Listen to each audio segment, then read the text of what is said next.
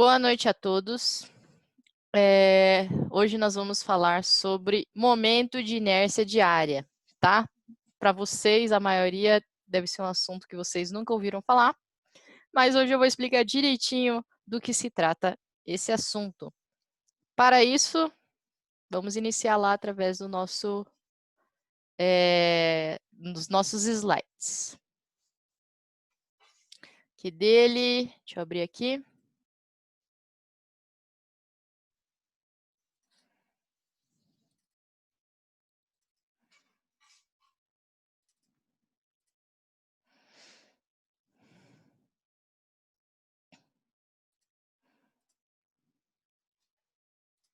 Bom, aqui está. Deixa eu compartilhar com vocês.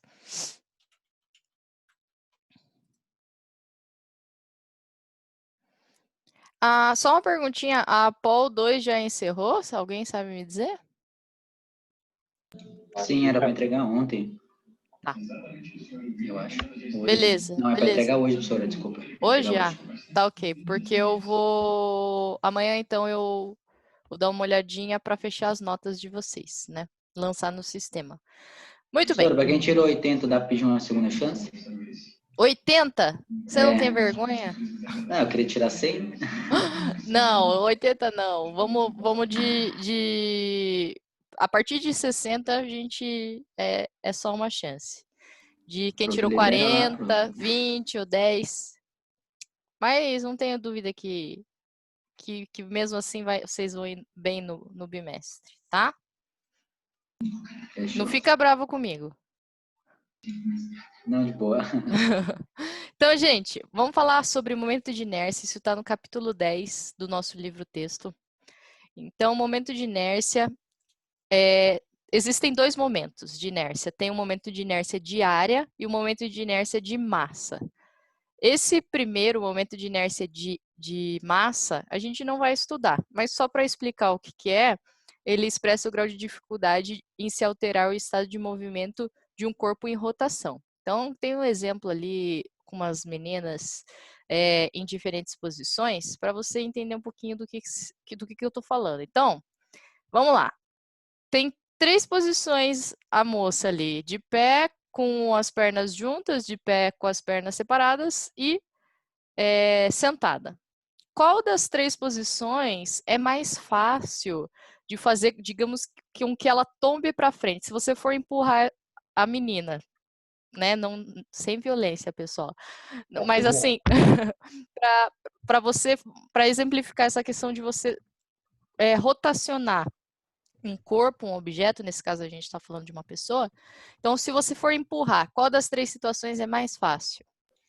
Para rotacionar, ela tem que estar crocadinha ali na figura Imagine, direita.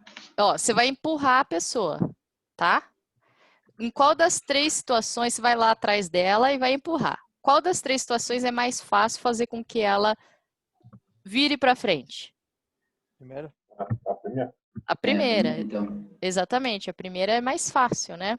Porque ela está com as pernas unidas, então isso tá relacionado com o momento de inércia. Outro exemplo, deixa eu ver, imagine, deixa eu pegar aqui uma imagem, acho que vai ser mais fácil de mostrar para vocês, só um pouquinho, de um slide que eu estou montando. Só abrir aqui.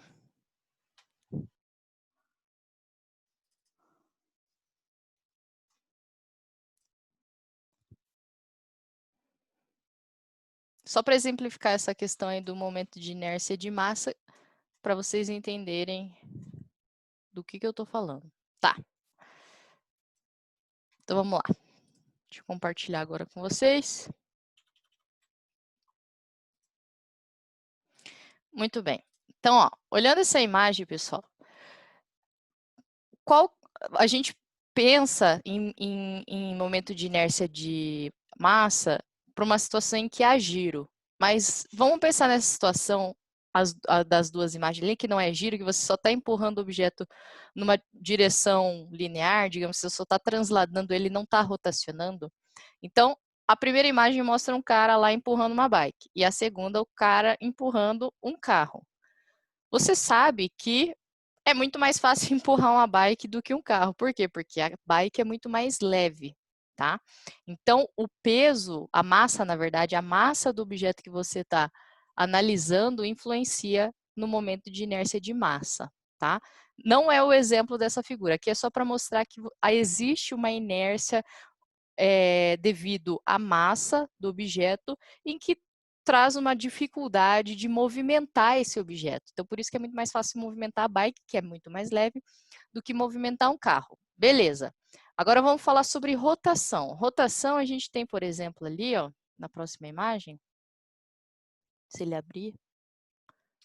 Aqui, ó. Rotação. Então, imagine lá, tem o garotinho e tem o cara no balanço, certo?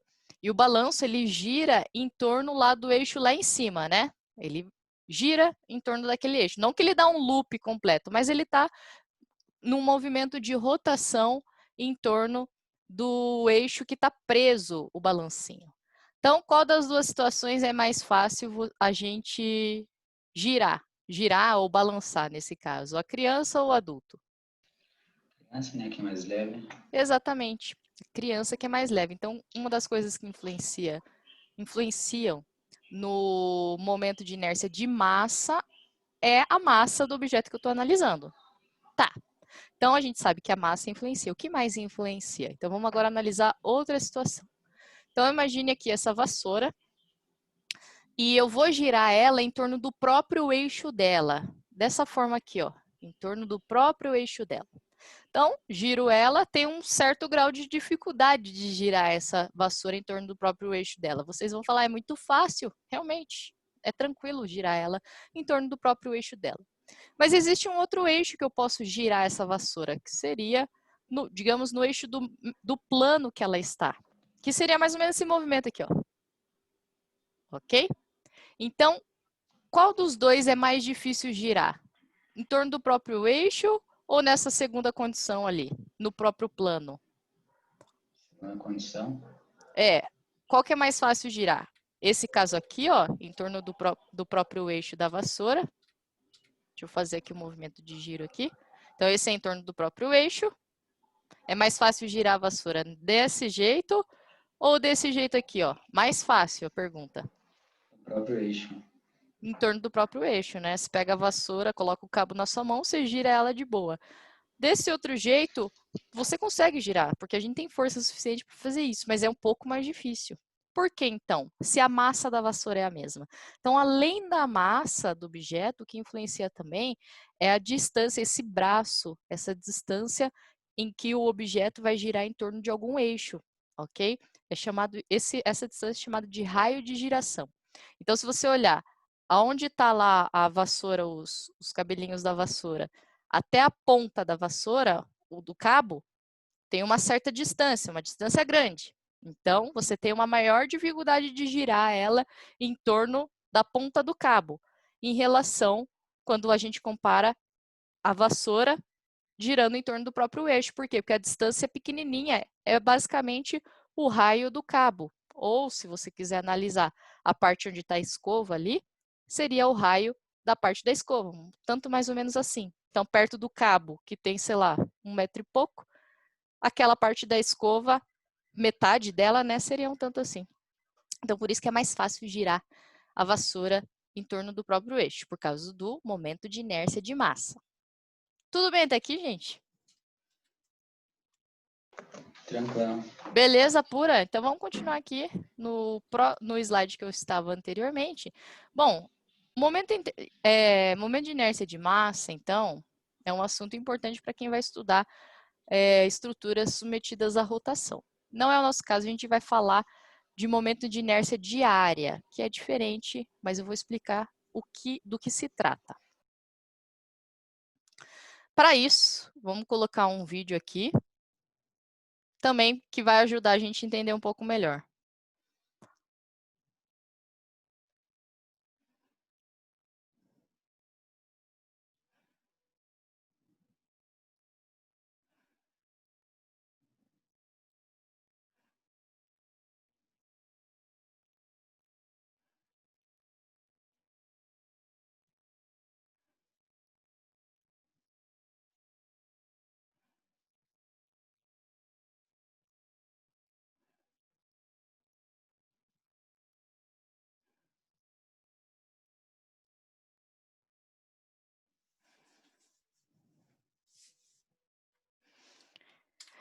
Alguém já tinha visto essa moto?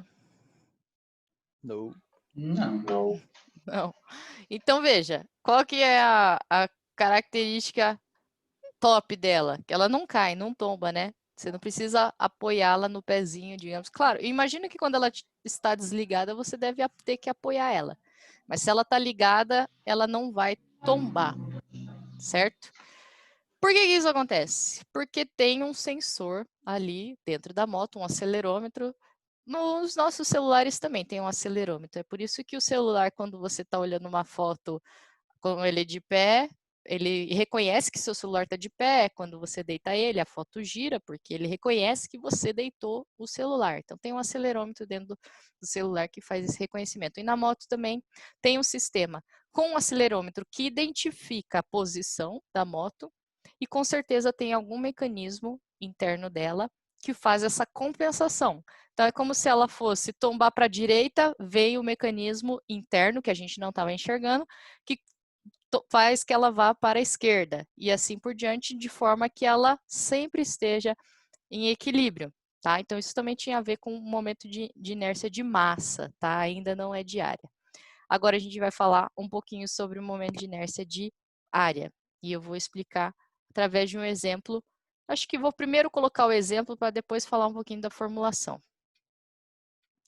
Então, ó, o momento de inércia de área, ele é também chamado de segundo momento de área, ou momento de inércia de segunda ordem também.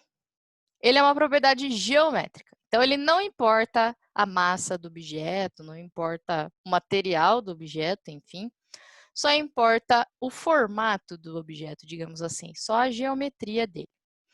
E ele, o momento de inércia, ele nada mais é do que a resistência que esse objeto tem à flexão.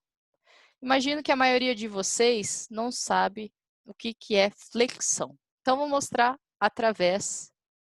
Cadê o exemplo que eu tinha colocado? Só um pouquinho. Só um pouquinho, que eu tinha colocado uma imagem no slide, que eu não salvei. Ok, então vamos para o outro slide, não tem problema que eu tenha essa imagem aqui também. Então, é essa figura...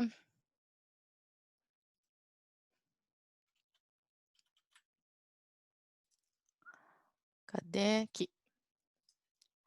Notem lá a régua. Gente, eu vou fazer uma pergunta. Temos a régua deitada e temos a régua de pé. Em qual das duas condições vai ser mais fácil eu quebrar essa régua se eu aplicar aquela força central nela? Deitado. Uhum. Deitada. Todos concordam que é o primeiro caso ali, né? Do lado esquerdo. Sim.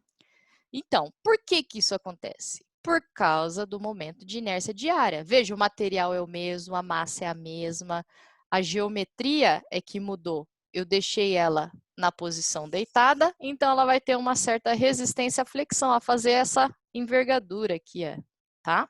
Então ela tem uma certa resistência a esse tipo de carga.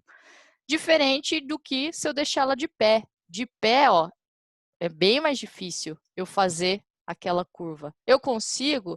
Bom, a gente não vai enxergar aquela curva tão grande quanto quando ela está deitada, mas é possível quebrar essa régua aplicando uma carga central ou, né, uma carga de flexão fazendo com que ela gire assim, né, ou assim.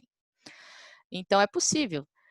Mas notem que é só por conta da posição que eu deixei a régua. Isso tem a ver, não sei se vocês já repararam nisso, mas na construção civil, muitas vezes, eles optam por colocar os tijolos deitado ou de pé, tá? Se é uma estrutura que você pode economizar, né? Você pode colocar o tijolo de pé. Ele vai ter um momento de inércia mais elevado, certo? E vai gastar menos material, porque deitado você vai ter que empilhar mais tijolos. Então, ele ajuda também na questão da inércia, do momento de inércia, a resistência à flexão. Então, ó, só ali na reguinha eu fiz a exemplificação aqui para vocês. Então, quando eu aplico uma força na primeira situação, ela tem aquela curvatura que dá para a gente enxergar muito bem. E no segundo caso, a gente nem consegue ver, porque o momento de inércia ele é muito maior. Então, é muito mais difícil eu deformar essa régua mediante a aplicação daquela força central devido ao posicionamento dela. Cara, que dedo torto daquele ser humano ali, olha isso. Ou é meu dedo, gente. Não, tortaço o ser humano ali, ó, olha ali. É porque eu tava fazendo força. Daí ele deu Nossa, mas aquela apertadinha. Então, tortaço. ficou claro, gente, a questão do momento de inércia diária? Deu, beleza. Deu para entender? Então, é resistência à Não. flexão, tá? Flexão é isso que está acontecendo na régua ali. Ela está sendo flexionada, ok? Muito bem. Então, esse parâmetro que a gente vai estudar hoje vai ter a ver com esse tipo de assunto. Que elementos ocorrem em flexão? Ocorrem nas vigas, ocorrem em eixos. O celular, por exemplo, se você senta em cima do celular, né, você está aplicando uma força central nele. Ele vai ter uma flexão. A gente espera que ele não se deforme por causa disso, né? Senão fica muito chato. Mas é um carregamento que é possível acontecer se você sentar em cima do seu celular. Esperamos que nada disso aconteça. Agora, voltando para o outro slide. Falar um pouquinho da formulação.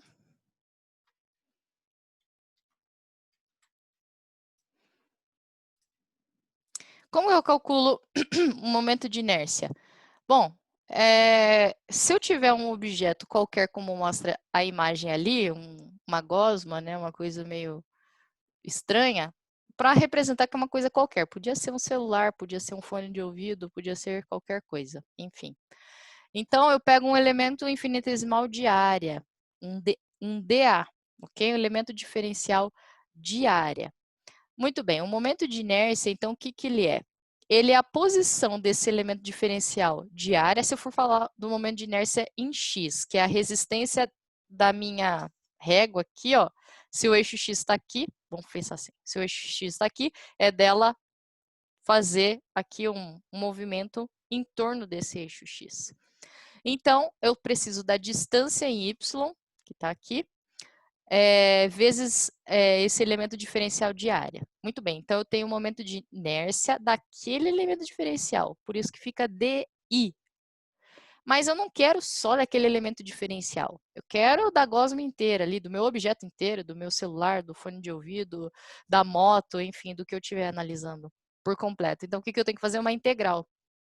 Então, integral nada mais é do que a soma do momento de inércia de todas as partículas que envolvem aquele problema. Ficando como a equação, a última equação ali, ali embaixo, ó, momento de inércia em x é integral de área de y ao quadrado dA. E o momento de inércia em y é integral de x ao quadrado dA. A gente já vai resolver um exercício aplicando essas duas equações para uma função qualquer. Mas vocês sabem que na prática, a maioria dos vários objetos, acho que a maioria, eles são feitos com uma geometria conhecida, é um retângulo, um círculo, seja lá o que for, né? Então, é possível a gente utilizar algumas fórmulas prontas. Mas, como é um desenvolvimento aqui de raciocínio, eu vou falar um pouquinho dessas integrais. Então, isso aqui eu já passei para vocês, que é a resistência à flexão. Aqui tem mais um exemplo só de um prédio, também sobre essa questão do momento de inércia. Oh, é um vídeo, cara. Coloca aqui para nós.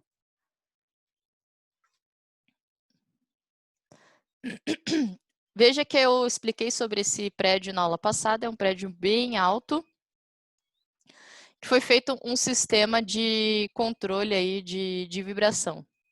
Porque quanto mais alto o prédio, mais ele tende a movimentar, né? Quando tem uma rajada de vento, por exemplo. Então, para evitar que ele fique se movimentando muito, foi feito esse sistema de controle através dessa esfera gigantesca que está posicionada no prédio. Então, ó, note que a esfera está mexendo porque o prédio está mexendo. Então, deve estar ventando lá, o prédio iria mexer, mas essa esfera faz uma compensação. Deve ser algo parecido que acontece na moto, naquele exemplo que a gente viu. Tem um sistema que compensa o movimento da estrutura. Aí já deu, né? Que agora só vai ficar balançando esse negócio. Beleza, gente? Estão comigo? Sim. Valeu. É, Show. Então, vamos lá, só para fechar essa parte da formulação. A gente tem um momento polar de inércia também. Então, esse cara, ele é utilizado quando a gente considera um elemento que está submetido à torção, tá? Então, vamos pensar. Inicialmente, a gente falou momento de inércia. Para um objeto estar sujeito à flexão, que foi o caso da régua, beleza? Está flexionando. E se eu for torcer essa régua? Ou um caso do eixo do carro, enfim, um parafuso, seja lá o que for, que você vai aplicar uma torção.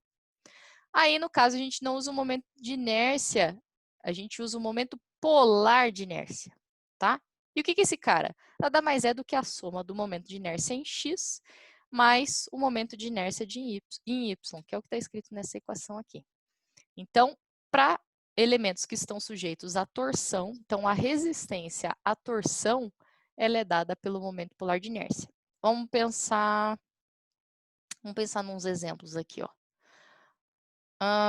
Imagine, sabe aquele canudo que o pessoal usa na piscina para a galera se segurar, para não afundar? aquele macarrão lá. Macarrão, isso, eu falei canudo, macarrão, né? Então, veja, se eu pegar um macarrão daquele, ele tem mais ou menos um diâmetro assim, né? Mas vamos imaginar que ele tem um diâmetro mais ou menos assim, bem pequenininho. E você aplica uma torção nele. Então, você tem um certo grau de dificuldade de aplicar essa torção. Você vai falar, é fácil, mole? Beleza, é tranquilo mesmo torcer um macarrão, se fosse desse diâmetro, tranquilo. Mas o macarrão da piscina lá tem mais ou menos esse diâmetro e você vai aplicar a torção. Qual que é mais difícil torcer, então? O de diâmetro pequeno ou o de diâmetro grandão? O macarrão. Mais difícil, acho que o diâmetro grandão, né? O diâmetro grandão é mais difícil de você torcer, né? Então, por que isso acontece? Por causa do diâmetro. Então, é uma situação onde a gente tem a influência da geometria do objeto. Então, por isso que eu falei para vocês. Momento de inércia diária só influencia o formato do objeto em si, ok? Então, por isso que o macarrão mais fino é mais fácil de torcer do que um macarrão com um diâmetro maior. Isso, eu falei do macarrão, né, gente? Mas vamos pensar que na prática existem vários outros objetos. Tem o eixo do carro, por exemplo, o eixo de transmissão, o eixo que vai acoplado nas rodas, enfim. Então, ele tem diâmetro grande porque ele está sujeito ali bastante esforços, né? E ele tem um momento polar de inércia grande porque o diâmetro dele é grande. Então, a resistência à torção, ela é dada pelo momento polar de inércia. Muito bem. Nossa, eu tinha arrumado certinho os slides, eu acho que eu esqueci de salvar. Tinha uma sequência melhor para eu falar dos assuntos aqui. Muito bem. Então, antes de ir para esse exemplo, vamos fazer um exercício. Só quero falar rapidinho como que a gente vai tratar... Eu não copiei nada. Oi? Eu não copiei nada, tem problema, porque tipo, eu não tava só olhando assim, mas as fórmulas eu não copiei. Não tem problema, não tem problema. Porque a equação é bem tranquila e ela vai estar no exemplo, tá? É só uma equaçãozinha, não se preocupe. Então, vamos lá. Como que eu vou resolver o problema quando eu tenho uma geometria desconhecida, regida aí por uma função qualquer? No caso, ele falou aqui, se a curva definindo o limite da área for expressa como um y igual a f de x, que ele está dizendo que por uma função qualquer, tá? Então, selecione um elemento diferencial retangular, de modo que ele tenha comprimento finito e largura diferencial. Então, se você olhar na figura da direita, nós temos aqui o elemento diferencial que ele está falando, que é esse retângulo mais escurinho. Então, qual que é a característica dele, né? Ficou bem feio aquele negócio ali, mas a característica é que ele tem um comprimento e uma espessura diferencial. Como é que ele falou aqui? De modo que ele tem um comprimento finito, beleza? Um comprimento finito e uma largura diferencial. Então, a largura aqui está escrito dy. Então, uma largura diferencial. Beleza, ali está desenhado deitado, né? É necessariamente sempre deitado? Não, a gente já vai ver quando que a gente utiliza aquele retângulo deitado e quando que a gente utiliza aquele retângulo de pé. Muito bem. Então, ó, o elemento deverá estar localizado de modo que cruze a curva em um ponto arbitrário XY. Então, ó, a curva está aqui. Ele está cruzando essa curva nesse ponto. Beleza, essa é a forma como a gente deve resolver os problemas. E aí, agora a orientação. Se a gente desenha aquele retângulo deitado ou de pé. Oriente o elemento de modo que seu tamanho seja paralelo ao eixo sobre o qual o momento de inércia é calculado. Então, se eu quero calcular o momento de inércia em x, eu vou utilizar o elemento diferencial ali deitado, ok? E se eu quiser calcular o momento de inércia em y, daí eu desenho o elemento diferencial, como mostra a segunda figura, de pé. Simples assim. Então, vamos fazer um exemplo para tentar entender um pouquinho melhor essa situação. Deixa eu ver se o exemplo já está aqui na sequência. Está lá, ó. Determine o momento de inércia para a área retangular mostrada na figura em relação ao eixo x'. Então, se vocês notarem, o eixo x' não é esse que passa pela base, e sim é esse aqui, ó, que passa pelo centroide desse retângulo. Então, eu quero calcular o momento de inércia em relação ao centro daquele retângulo, e não em relação à base, como a gente imaginaria em alguma situação. Depois a letra B, daí sim ele fala também em relação ao eixo XB, que passa pela base do retângulo. Então, a gente vai calcular primeiro em relação ao meio do retângulo, depois em relação à base desse retângulo. E por fim, letra C, em relação ao polo. Então, é o momento polar de inércia, ok? Que ele fala ali que é o eixo Z'. O Z', ele está saindo dessa figura, certo? E ele inicia ali no ponto C, bem no meio da figura. Então, ele fala que é perpendicular ao plano X', Y', que passa pelo seu centroide. Professora, cadê esse zelinho que eu não achei? O Z', então, ó, ali o que a gente está vendo é o X' e o Y', certo? O Z' por que ele não está sendo mostrado? Porque ele é como se estivesse vindo na nossa direção. Então, a gente não consegue ver ele, porque como o desenho está no plano, a terceira dimensão não está sendo mostrada, né? Mas é como se tivesse no 3D, a gente fizesse assim, ó, o Z' tá aqui, ó. Z'. Daí seria aqui é um 3D, tá vendo? Capite? Capite. Então seria um negócio assim, ó, no 3D, o Z' tá saindo do plano. Beleza, qual é a equação que eu vou utilizar? Aquela da integral. Então a gente tem um momento de inércia em x, ele pede para calcular em relação ao eixo x', a letra A. E mais umas equações aqui que a gente vai utilizando na sequência. Meu Deus do céu. Tem alguma coisa que a gente não vai usar essa integral, professor? Oi?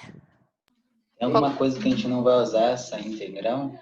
Não, vocês não vão usar, tipo assim, nas avaliações, eu não tô evitando cobrar esse tipo de coisa porque ele é um assunto um tanto complicado, né? Mas vai usar para entender um pouco do conceito e talvez em algum exercício de APOL. Pode falar. Dá um segundinho pra gente copiar esse exemplo. Ah, tranquilo, copia lá, enquanto isso eu vou tomar uma água, tá? É porque uma desenho ruim assim, depois não sabe o que tá fazendo na cabeça.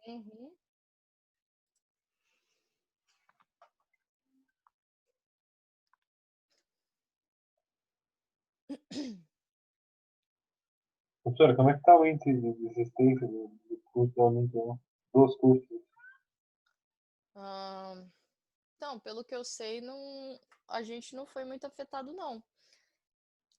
É assim, em termos de curso presencial, eu ouvi dizer que teve bastante desistência, principalmente no semestre passado, né? Nesse eu não sei como que tá. Tipo assim, os cursos de engenharia de produção e engenharia elétrica, as turmas que estão cursando, elas já estão mais da metade do curso para frente. Então, é meio... Tipo, eles não têm por que trancar, entende? Se eles já decidiram o curso que querem fazer, muitos já estão estagiando ou trabalhando na área, então, assim, já estão bem encaminhados. Então, por isso, não houve desistência. Agora, na engenharia da computação, houve uma maior desistência, por quê? Porque a gente tem alunos de primeiro, de segundo semestre, então são alunos que estão muito no início e daí viu que pintou esse lance da pandemia, já trancou. Foi uma coisa que aconteceu com vários alunos meus, que eu dou aula para o segundo semestre, né? Então, vários alunos meus do segundo semestre, no semestre passado, trancaram. A turma de vocês, bom, pelo menos até a primeira prova, só 2 alunos acho que não fizeram atividade prática. Então, eles fizeram a prova e não fizeram atividade prática, por consequência, não tem como atingir uma média, nem se tirar 10 na prova, mas não é uma taxa de desistência alta. Eu acho que é normal, tá ok. Não, achei que muita gente ia desistir, na verdade. Mas por questão de ter mais metade do curso já não vale a pena. Tipo, você já tá mais na metade do curso, você já sabe que é isso que você quer pra sua vida. Se a faculdade tá ofertando as disciplinas, você vai fazer, né? Não tem por que trancar, eu penso. Mas no EAD, o EAD, agora falando um pouco do carro-chefe, né, da instituição, o EAD está indo muito bem. Não foi afetado como nas outras instituições. Inclusive, eu acho que tá tudo, digamos, azul. Tá azul no sentido que não teve prejuízo, não teve uma taxa de evasão alta, tá tudo ok. É muito bom. As instituições que não têm EAD, né, por exemplo, a PUC tem pouco, né, ela tem vários cursos EAD, mas não é todos os cursos, né, daí eles já acabam sofrendo um pouco mais, a Positivo também, eu não sei como que eles estão fazendo, né, mas não sei qual é a infraestrutura deles para atender. Agora, vocês, a migração para as aulas nesse formato, como é que se diz, por videoconferência, né, que estão chamando de telepresencial, né, porque é presencial porque vocês estão aqui comigo ao vivo, e tele porque é através de uma telinha. Então, como a gente tem as ferramentas e os professores já estão acostumados a trabalhar utilizando câmeras, enfim, né, falando com uma câmera, digamos assim, né, tudo bem que vocês estão presentes, né, mas então foi fácil e a gente também já tinha a plataforma. A gente está usando o Zoom hoje, mas no início a gente estava utilizando aquela plataforma do Reúne. Então, enfim, o processo de migrar para esse modelo foi muito fácil, muito mais fácil do que para as outras instituições que não entendem nada de EAD e que pode ter essa dificuldade de trabalhar. Eu não sei como foi, sinceramente, mas imagino que não é fácil, né? Vamos lá, gente? Podemos iniciar o exercício aqui? Sim. Bora. Então, vamos lá. Ele fala para a gente determinar o momento de inércia para a área retangular mostrada na figura, em relação, letra A, ao eixo x'. Então, vou desenhar de novo esse eixo x'. Agora, vocês já viram alguma coisa de integral, gente? Então, papo que a gente viu, mas o professor que deu na aula, puta que eu pariu. Como é que é? Eu não entendi nada. É nosso primeiro contato com a integral e tá A foda, tá gente ligado? também não entendeu nada. Vocês não entenderam nada? A gente viu, mas eu acho que o professor tava mais cagado que nós. Caralho, mano. Foi Tá. complicado. Vamos ver. Não vai sofrer. Vamos ver se vocês resgatam alguma coisa da aula passada, porque é uma integral bem tranquila, bem de boa mesmo, tá? Então vamos lá. Letra A é em relação ao eixo x'. Então, só desenhando, escrevendo aqui bonitinho, deixa eu pegar uma espessura um pouco mais fininha, que senão vai ficar muito grandão. Então é I, que é o momento de inércia, x'. Vou chamar de x', porque é em relação àquele eixo x', tá? Se fosse x asterisco, enfim, pouco importa. Foi dado esse nome, então a gente vai calcular. O que é esse I? I é de momento de inércia. O I é o jeito que a gente está chamando o momento de inércia, é I maiúsculo. Professor, tem 2 minutos entendi. pra cair a aula. Como é que é? Tem 3 minutos pra cair a aula. Ah, tá. 3 minutos para acabar. Beleza. Muito obrigada. Ele falou, cortou 3 vezes que ele falou, ele mutou antes de terminar a fala, viado. Eu acho que sim. Então, a gente vai fazer uma integral, ó. Seguindo a equação aqui, ó, integral diária de... Então, como a gente vai calcular? O momento de inércia em relação ao eixo X, o eixo X é horizontal. A gente coloca o nosso elemento diferencial na horizontal. Isso já foi feito aqui, ó. É esse elemento diferencial que está desenhado aqui, ó. Ele está na horizontal. Por quê? Porque a gente vai calcular o momento de inércia na horizontal, no eixo X. Então, é esse cara aqui, ó. Ok? Ele está uma posição aqui, ó. Esse Y, pessoal, ele está começando aqui ele tem que começar no meio desse retângulo, tá? Esse Y', que é a posição do centroide em Y do retângulo. Beleza, então eu tenho lá Y' ao quadrado, que vem da fórmula aqui. Por que Y', professora? Porque a gente está falando em relação ao centroide, ele chamou da variável linha, mas poderia ser só Y, tá? É só para diferenciar, para mostrar que está sendo em relação ao centroide, que ele está usando essa linha. Não tem nada a ver com derivada, lá que vocês faziam derivada usava linha. Não tem nada a ver. E esse DA? DA, gente, é a área desse elemento diferencial. Esse elemento diferencial é um retângulo. Então, vamos lá. A área de um retângulo é?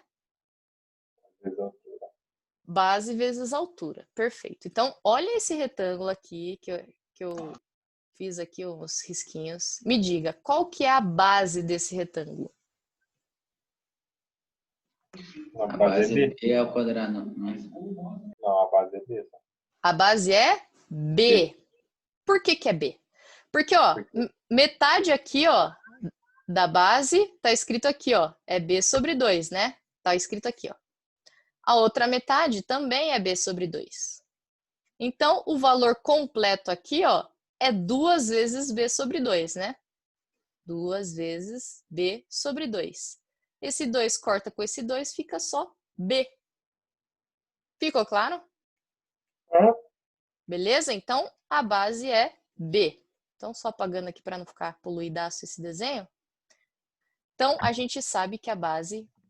Deixa eu só colocar aqui, ó. O DA, ele é a base. E qual que é a altura